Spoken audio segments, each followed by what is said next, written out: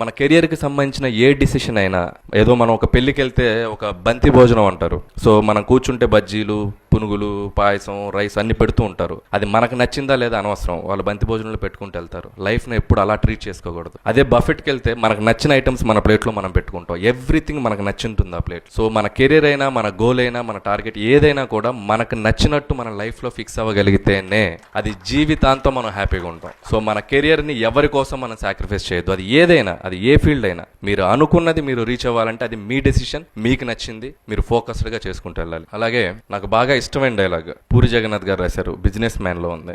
మన aim 10th mile అయితే, మన టార్గెట్ 10th మైల్ అయితే aim for the 11th mile. క్వార్తే దిమ్మ తిరిగిపోవాలి. ఎందుకు చెప్తున్నానంటే, ట్రై టు బీ అంటే పెద్ద దాంట్లో ఉండటానికే మనం ఎప్పటి నుంచే ఫోకస్ పెట్టుకుంటే మంచిది. అంటే నలుగురిలో ఉండటం కరెక్టే, బట్ నలుగురు కంటే పైన ఉండాలి అనుకోవడం అనే యాటిట్యూడ్ అనేది డెఫినెట్ గా మనల్ని ఒక ఫ్రంట్ పేజ్కి తీసుకొస్తుంది. ఆ ఫ్రంట్ పేజ్కి తీసుకురావాలంటే మనం ఇక్కడ ఫిక్స్ అవ్వాలి. సో నేను అలాగా ఫిక్స్ అయ్యాను. అందుకే 4,000 రూపాయలు తీసుకునే ఒక ఆర్టీసీ డ్రైవర్ కొడుకుని ఈ రోజు నా రెమ్యునరేషన్ నేను చెప్పను, ఎందుకంటే కెమెరాలు ఉన్నాయి కాబట్టి. సో ఎంతో కొంత పై స్థాయికి వచ్చాను. సో దానికి కారణమైన ముందు మా ఫాదర్ కళ్ళల్లో హ్యాపీనెస్ ఇప్పుడు నేను చూస్తుంటే, ఈ 3 ఏళ్ళు ఆయన ఇంట్లో ఊర్లో తిరుగుతుంటే ఆయన కళ్ళల్లో హ్యాపీనెస్ చూస్తే ఇంక అంతకు మించిన కిక్ ఇంకోటి ఉండదు. So I was very happy.